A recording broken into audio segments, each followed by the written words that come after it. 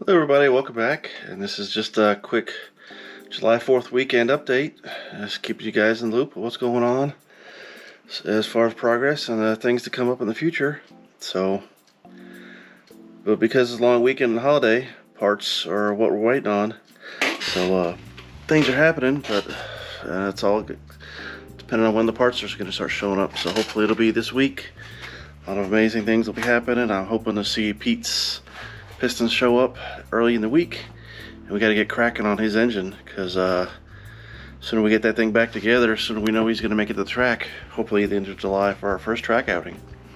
So one thing, I put the street wheels and tires back on the coupe, getting that thing kind of polished up. Hopefully the distributor will be back with us here shortly, just the same as I got it pretty much the same day as the pistons for Pete's car. So, and gonna ship him this back. I'm gonna be pretty stingy when it comes time to ship this back, because I'm gonna keep the cap and rotor, just for the pain in the ass that it caused me. Because why send it back to them, because they're just gonna throw it away anyway. They can't really resell it. So that's what they're gonna get back in the box.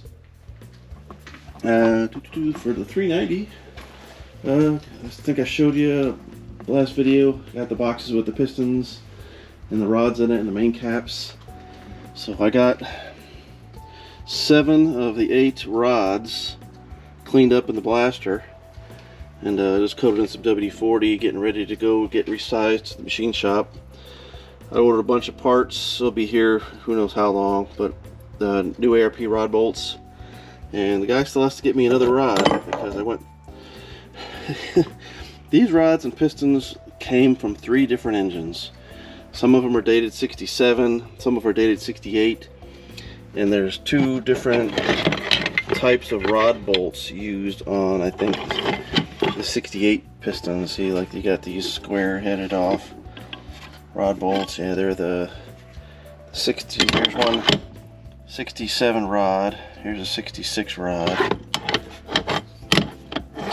So 3 different engines is what these rods came off of. So, and the one rod we're not going to use. I want to need them to get me another one, because whoever got their hands on this one in the past thought it was a good idea to grind the casting parting line off to polish the beams, except they didn't polish nothing. They just looked like they ran it down a bench grinder, even to the point of where they got part of the rod bolt there.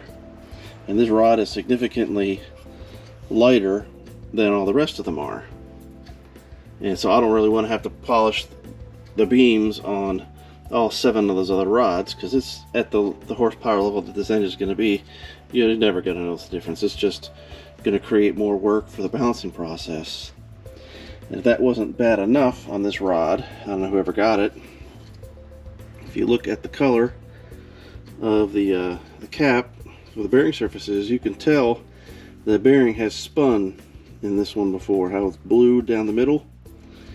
If you can look at the edge here, it's been sort of turned blue a little bit. This one edge is really worn. Like, I wonder if they installed it the wrong way around the crank or something like that. And even the rod cap is dark colored, like it got hot, and you can see the discoloration.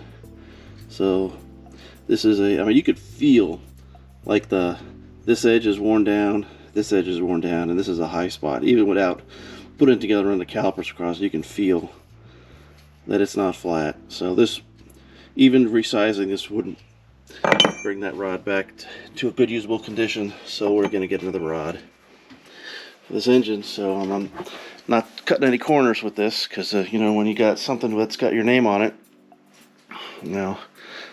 not with the amount of money that an engine is involved in. So you got to put out a good product if you can rebuild it for people.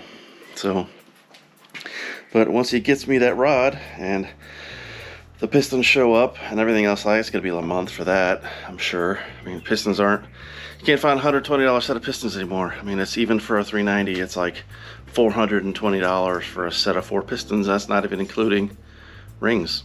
So, I think prices have pretty much doubled since the last time I built a motor, and that was only about a little more than a year ago. So the guy for the 289 dropped off his oil pan, so he did not get a pickup to go with it, so I got to get that on order. And a lot of other little things. He dropped off these valve covers. He thought they were originals at first. I was like, no, these are the reproduction ones by Scott Drake. So I mean, you can see the dip sink plating, but there's not a single marking anywhere in it of where it's made, so you know it's not made in USA. So hopefully within about a month or so, this thing will be ready to fire up. He brought a distributor. It's all apart in the box. I got to get a steel gear for it, rebuild it, and that'll be going together here soon. Just things are moving along. I mean, I like building engines probably more than anything else, so I'm kind of happy. I'm gonna have some work to do. 289 guy did drop off these carburetors for me to look over. And if you know anything about GT40s and the Weber setup, these are what, 48 IDA 48s. If you can see the little tag right there. These are pretty manly, beefy carbs, but he's just got to come up with the intake and all the linkages. And yeah, he had one of them really taken apart. So yeah, good old me. I've never messed with these before, so it'll be just something with once that engine is running off a good old Holly, and we know everything's good to go, and he has the money to spring for the intake and linkages and stuff like that, and full rebuild kits, then I'll start dabbling with this stuff. But until then, I'm just gonna sit here in the crate for now. He did send me the water pump that he wants to use, and he's really down on the serial number controlled stuff, so he wants the 65 part number on it. And this is the early style water pumps, hypo style, because they have the ramps on the end, so it needs a its own unique timing cover. So that's going to be on order. That's like a new one of those from Scott Drake is like 170 bucks. That's before shipping.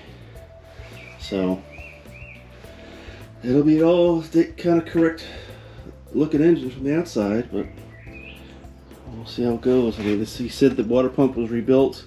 I looked at it, and it may be rebuilt, but it was rebuilt a long time ago, because you can see like the powder on the seals and things like that in there. But we'll see. I don't know. I'm a little dubious about it, but it's not my money. So, and he's paying me to work on it.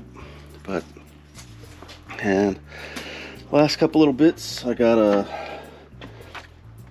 some stuff from Handlin Motorsports from the TKX that I ordered a while back.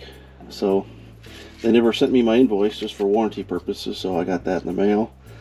Got some stickers, stuff like that. So Pete's transmission, I don't know, it'll probably be here in 2 months, so it hasn't even left. It's supposed to get packed up on the 18th, and the container, and it's going to take a month to get over here. So sucks that the summer is coming to an end, and that's when a lot of the big parts are going to start showing up. So, and the last thing I got is a new spray gun, because I'm going to paint the hood on my 2012 Mustang, because I can't find a good painter around where I live.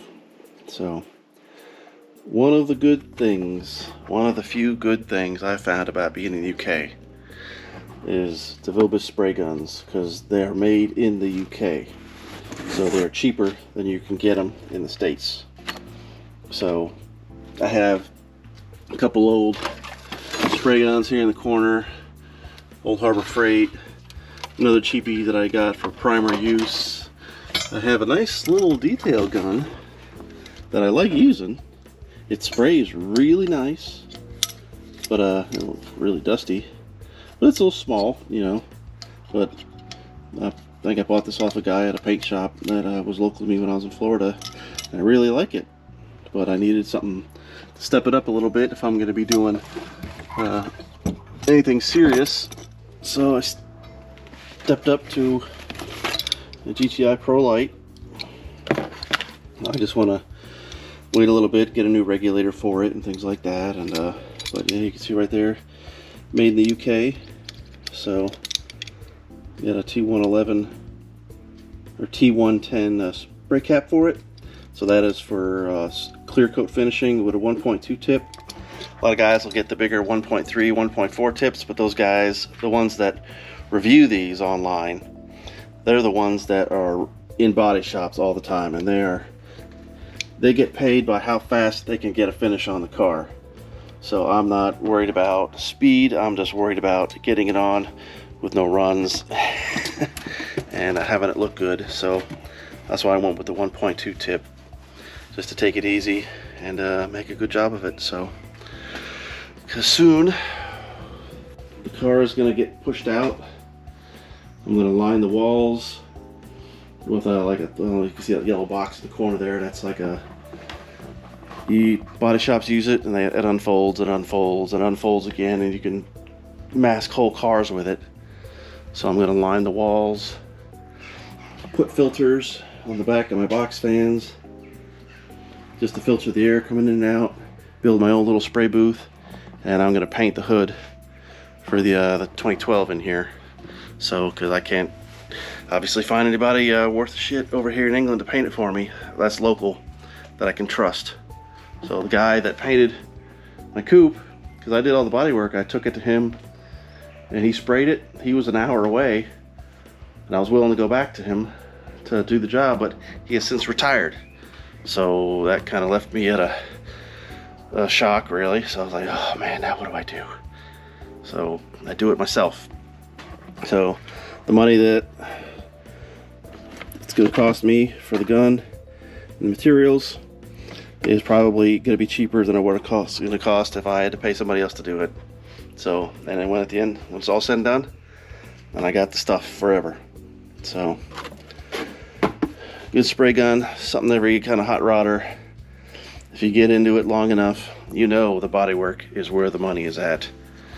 And especially if you're into restoring cars, and get yourself some good tools, and it makes your job a whole lot easier. So, but yeah, parts. Stuff should happen here in the next week. July 4th is tomorrow. So, but nothing else for the moment. Just keeping you guys in the loop, and I hope to catch you again soon.